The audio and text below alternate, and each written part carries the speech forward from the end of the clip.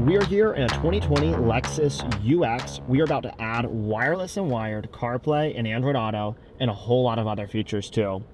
This is the Hamilton conversion kit for CarPlay and Android Auto, and we're so excited to show it to you today. Let's dive in and install it. On our YouTube channel, there'll be a full overview video in a separate posting. Let's do it.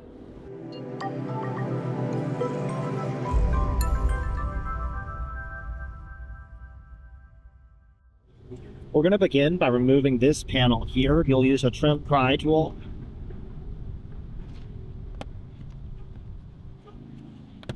And simply pop it free. We'll take it out and set it somewhere safe. With the side panel removed, we can come in and grab this air vent panel. We'll come right here. And simply pull it straight out. Support it gently. There's a clip right here. Be gentle. We'll slide this clip back. You can see it slots into this T slot here. It's a T style clip. We'll slide it right out. We'll take this, we'll set it somewhere safe. With the air vents out, we'll take off 1, 2, 3, 4 screws. We'll use a Phillips head screwdriver to do this. As you remove these, set them in a safe place where you won't lose them.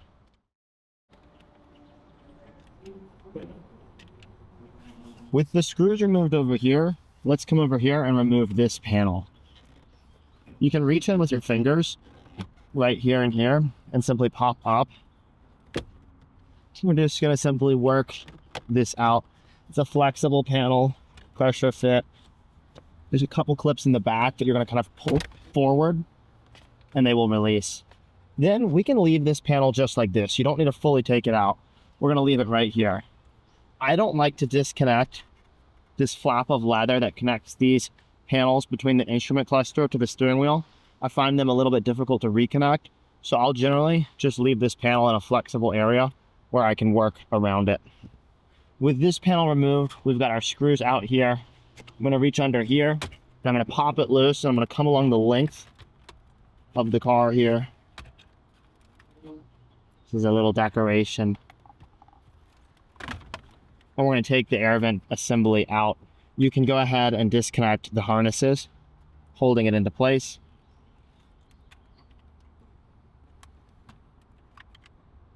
You'll see here we have this one big white clip. You can either cut the tape or you can simply pop the clip loose. In this case, it broke. There's a little bit of tape. You could use a knife to cut it and you'd be just fine. Let's set this in the back. That clip is definitely not needed. We now need to remove these panels so that we can ultimately access the factory radio. I'm going to start down here, and you're going to see there's a few clips. We're simply going to pop these out to release this panel.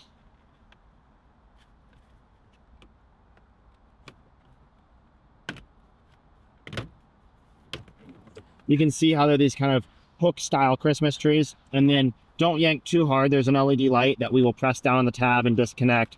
Don't forget to reconnect this at the end. Next, we're going to take out a couple 10mm bolts here so we can drop this airbag. I'm using a 10mm socket with an extension here. With those bolts removed, we can reach under here. We'll pop this down. We'll free this, and I'm going to just leave this harness in place.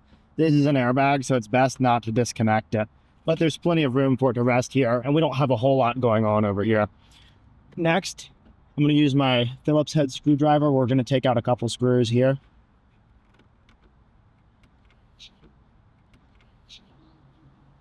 We'll keep your screws organized, and we can now take this panel. There's going to be one more screw to grab right here.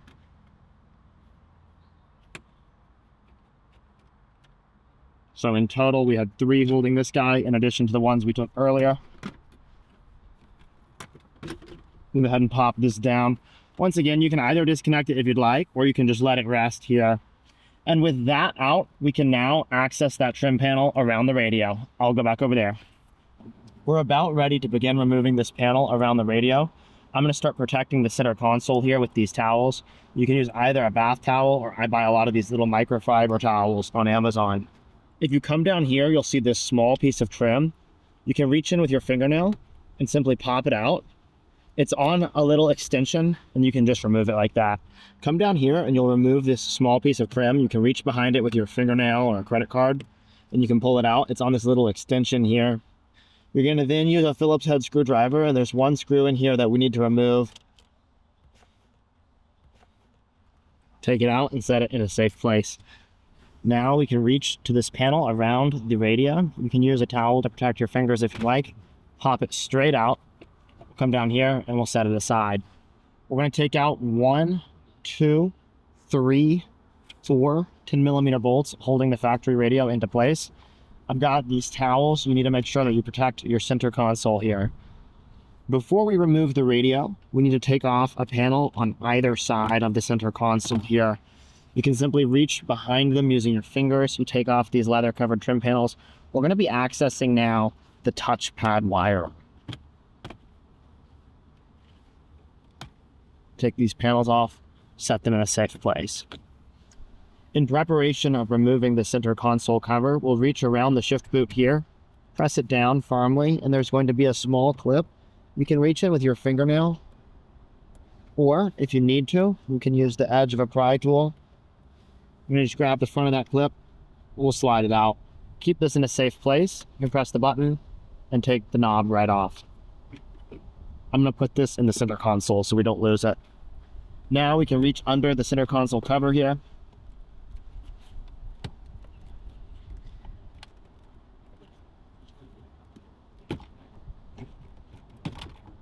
Pop it free, and we'll be able to access that wiring under the touchpad. Sometimes when I'm removing these, I like to use these towels to protect my hands. The clips can be in tight. We'll pop loose this wireless charging panel. We'll set it to the side. The only reason that we've done all of this disassembly here in the center console is so that we can run a wire from behind the radio down here under the touchpad. Let's go ahead and remove 1, 2, 3, 4 10mm bolts holding the radio in place.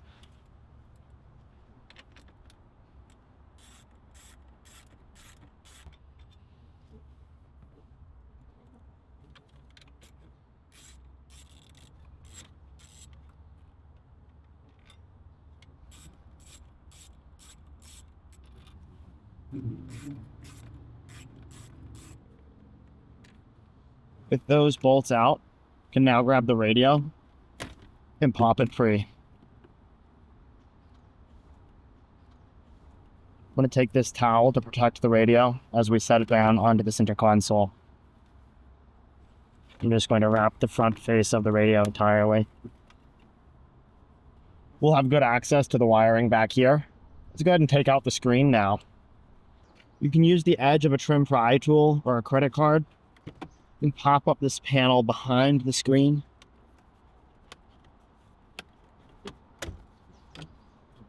We'll take this panel out, we'll set it aside along with this other little panel here. It's easy when these come off together. We now have 3 screws. These are 10mm bolts holding the screen in place. We're going to go ahead and remove these. One back here and one here are the easiest. There's one that hides right here, and it's on the back side of this bracket. You won't be able to use a long extension for this one. I like to use, I've got a deep socket 10mm and an extension that I use while I'm doing this. So I just took my extension off, and I'm just going to use my deep socket 10mm, and we're going to take this bolt out. And just like that, we've got all 3 bolts out. There's a couple clips now holding it into place, but we just do a pop both of them free. And now you can take a microfiber towel, lay it down here to protect your dash and to protect the screen. These screens scratch more easily than you would expect. And we can just go ahead and disconnect everything back here. So we're going to have 1, 2, 3, 4. Now you'll want to use a knife. That's the easiest thing to do. Be very careful, keep your fingers out of the way, and cut both of these zip ties. If you don't want to use a knife to cut them, you can also simply pop them free from the original bracket. We're going to do that now. With both of those factory zip ties cut, we can free the harness from the factory screen. We're not quite done with this screen. We need to grab a couple things off of it. I'm going to lift up on the tab here and take the clock out just like that. Keep this clock in a safe place. This is the new screen from Hamilton Motor Company. It's not scratched. This is simply a screen protector for shipping. You can flip it over here and see that we're going to be making very similar connections. We need to take the clock that we just removed from the original radio. We're going to line it up, and we're going to install it right into the Hamilton screen. Boom, check it out. It snapped in just like that. How cool is that? We also need to transfer the 2 red clips from the original screen to the Hamilton screen. So you'll reach in with your fingernail. You can also use a screwdriver. These clips are very strong. If you ever break or lose these, just reach out to us. I'll be happy to show you where you can get some more. And finally, we're going to take this bracket as well. There's going to be a couple screws to remove. And we'll be able to remove this bracket and put it on the Hamilton screen. We're going to take 1, 2, 3, 4, 5 screws off so we can transfer this bracket to the new Hamilton screen.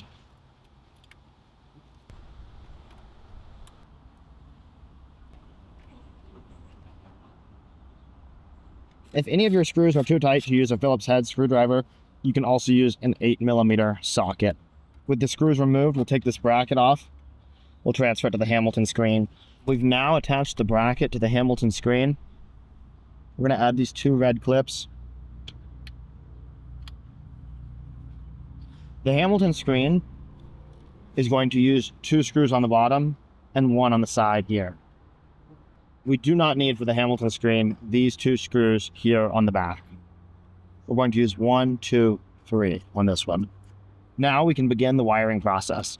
Before we begin, I'm going to give you a wiring overview. We have 2 large pigtails called Hamilton Power and Cami. We're going to remove factory male wires that look like this from behind the radio. We'll plug the Hamilton males in their place, and the factory male will go into the Hamilton female. Both of these will go behind the radio. This one is the main power wire for the screen, and it will go up top, along with this one labeled monitor. The one labeled monitor will grab that original video signal wire for the monitor. Then we have this one labeled touchpad. It's going to connect physically into the touchpad, and the original male wire plugged into the touchpad will plug into the Hamilton female. This is the accessory harness. It's going to have your USB for wired CarPlay and Android Auto. All Hamilton systems have wireless and wired CarPlay and Android Auto. It'll have your SIM slot for 4G connectivity, your USB, which will run either right here or here. I'll show you in just a second, depending on your preference. You will not be using the one labeled UART or the one labeled AVN. This one labeled camera and microphone, these RCAs here, we'll plug them into the original ones labeled camera and mic from the Hamilton side. This system will use your factory backup camera and factory microphone. This one labeled speaker is going to connect to the small included speaker, and I'll tell you what that does. We use your factory stereo for everything, your factory radio, but if you want to have voice from CarPlay, say for maps like Apple Maps or Waze, mixed in with your factory XM radio or factory FM radio, you'll use this speaker. While you're using Bluetooth, of course, you'll hear your factory sounds, your CarPlay sounds like navigation, your voice, everything like that mixed in with your music automatically. But this speaker is a feature that we developed that allows you to mix in navigation sounds from CarPlay to your original radio channels, XM, FM, and AM. So you'll connect to this speaker, and you can put it either kind of below the driver's footwell is typically the best place to do it. I'm going to, for this customer, put it behind the radio. We have this GPS antenna that'll plug into the back of the new screen. You will also have a 4G antenna that goes in the back of the new screen as well. This is your LVDS adapter wire. It's going to grab your factory blue LVDS plug, and it will translate that signal to the back of the Hamilton screen. Let's go ahead and wire it up now. I'm going to go ahead and take the wires up top that we need up top. So this is the USB accessory harness. It will plug into the Hamilton screen, as well as the main Hamilton screen power wire, this monitor wire. We'll go ahead and connect the one labeled camera to its counterpart. We'll do the same for the one labeled microphone. It's very important that you wrap both of these in electrical tape so they don't come apart. If you're pulling your wires through and these come apart and you finish the installation and your camera doesn't work or your microphone's not working, you'll be sad. So I really recommend wrapping these in electrical tape. Now you can take these wires, You go around the air vents like this. We'll take this one labeled monitor, plug it straight into the black one labeled monitor. We're gonna go ahead and grab that blue LVDS adapter wire now. This is your original blue LVDS. We'll go ahead and connect that adapter wire. You'll have the one that plugs into the back of the clock, and one of these will not be used. These two will go into the back of the new Hamilton screen. Let's come down here and we'll connect up the radio. We're behind the radio here. We need to remove two wires, this black one and this white connector to the right of the black one. We'll simply reach down, press on the tab, and you'll take them out. 1, 2. Don't mistake this white one for this one. We're not going to be touching this wire over here. So if we're facing the car, it's on the passenger side. Then we'll plug the black one into the Hamilton can, and the male side from the Hamilton can we'll plug into the back of the radio. We're going to plug the white one. This is your Hamilton power wire for the back of the radio. We'll plug it into the one labeled power, snap it into place. We'll plug the Hamilton male into the back of the radio.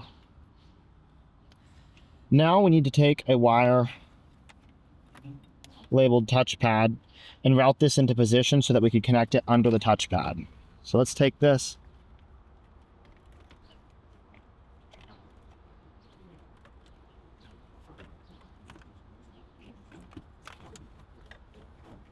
And we've got to go behind the factory head unit. We need to come under this plastic cross member down here. Just set the radio out of the way. So as you can see, we have this one for the touchpad here. We're underneath here, and what we're going to do is we're going to take this wire. You might consider just removing those two 10mm bolts if it gives you a little more space. I'm going to loosen up these two 10mm bolts. The reason we have to go under this bracket is we're going to be reinstalling that wireless charging pad. And if we go over the bracket with the wire, it'll get in the way.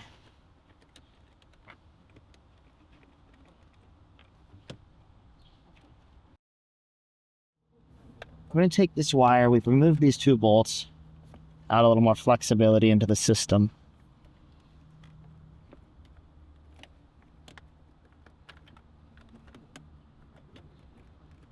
We've removed that bolt, so we can pop this free.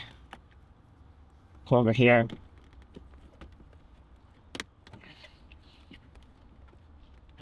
This panel is really tight.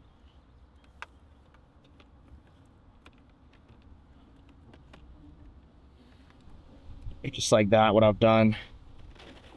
Gotten this wire for the touchpad, and you'll see now what I was trying to do, getting it to go behind that cross member.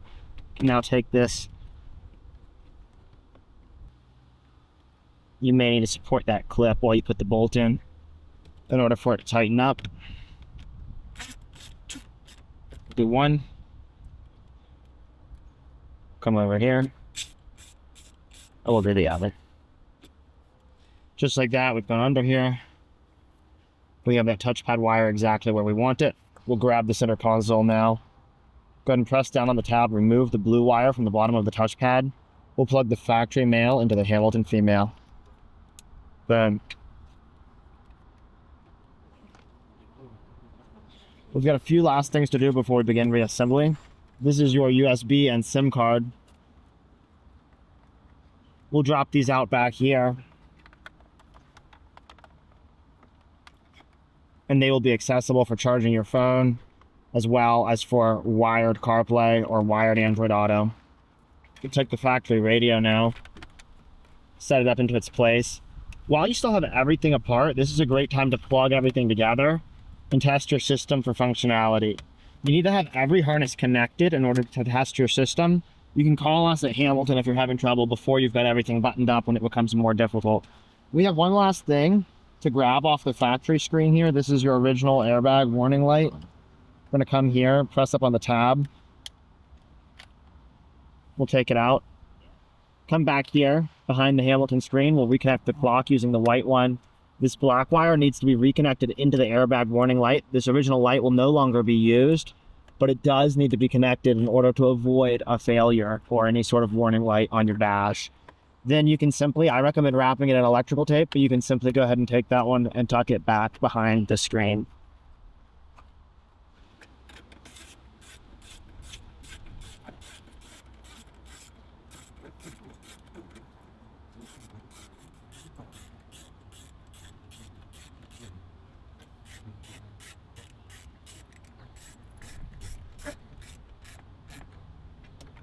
With the radio in place, we'll go ahead and reconnect the center console charging pad. Take it into its slot down here, we'll line it up, and you can snap it into place. We're going to begin reinstalling the center console cover. We'll pull that touchpad wire that we left down here up. We'll go ahead and disconnect the blue touchpad wire from the bottom of the touchpad. This is your factory male. Plug the Hamilton male in its place. We'll plug the blue one into the Hamilton female. It's very important this touchpad wire is coming out of this socket here, so it won't get in the way of anything. Make sure you tuck it back down into its socket. Go ahead and take the center console. Begin negotiating it back into place.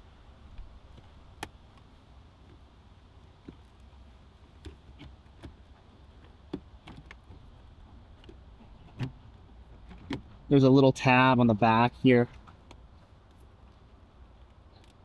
On either side, you need both of those to go into place. So come in at an angle like that. Make sure everything snaps down. Once again, I highly recommend, if you haven't done it already, go ahead and reconnect everything. Test it before you get too far down the road. You'll be really sad if you've got everything put back together and you missed a connection. With the center console reinstalled, let's go ahead and put the air vents back in. We'll go ahead and reconnect them. 1, 2, and 3. Then gently line them up into both of the sockets. And we'll snap it in along the length of the dash. We'll now take this lower panel here, make sure nothing is disconnected. We'll gently line it up and press it into place. We'll go ahead and reinstall the bolts.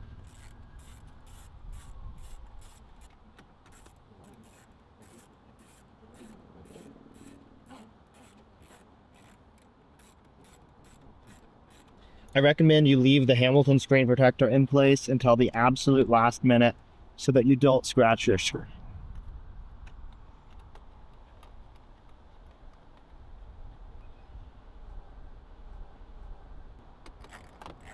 With the new screen in place, we'll go ahead and reattach these factory rear panels.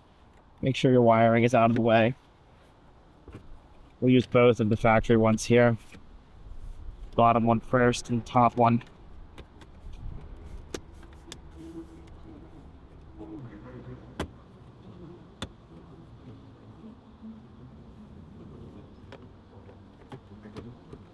We'll go ahead and do this gauge cluster surround trim. I just popped up the outer dash panel here to get it in, and I'm going to pop this back down. We'll come back over here, we'll take the glove box, we'll line it back up.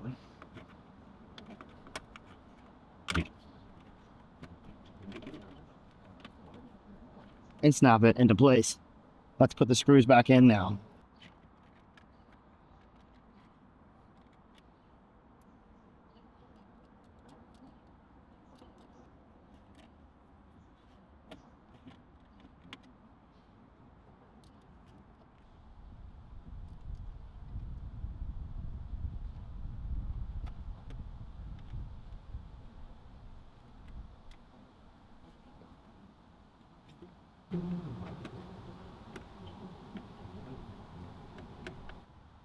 You can go ahead and position this USB where you'd like it. I'm going to put it out right here by the passenger seat. It will pop out right under this leather covered trim panel when we're done. We'll go ahead and take the airbag, slide it into place. Important to note that these two bolts over here, they're grounds for the airbag, so they're important to install those bolts real tight.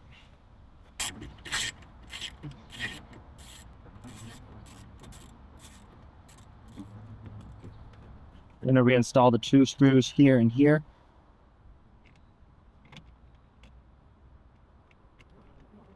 We can now take this panel, lead with that white clip. That clip is flexible, it goes in here. Line up the air vent, snap it into place. We'll take this lower panel here, don't forget to reconnect that LED light. And we're going to line it up.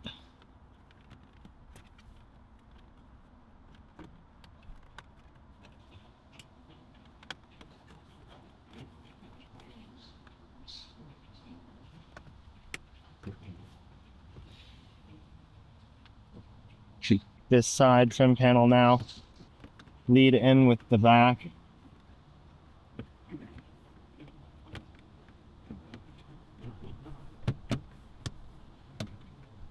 Snap it all into place. We'll do these panels and we'll be finished. Take these side trim panels, insert them in, and run along the length of it, pressing all the clips into place. This cable, you can have it pop out here, which is what this customer wanted. You could also run it farther up here, you could run it farther back here, or you could choose not to have it showing at all. It is for your wireless and wired CarPlay and Android Auto.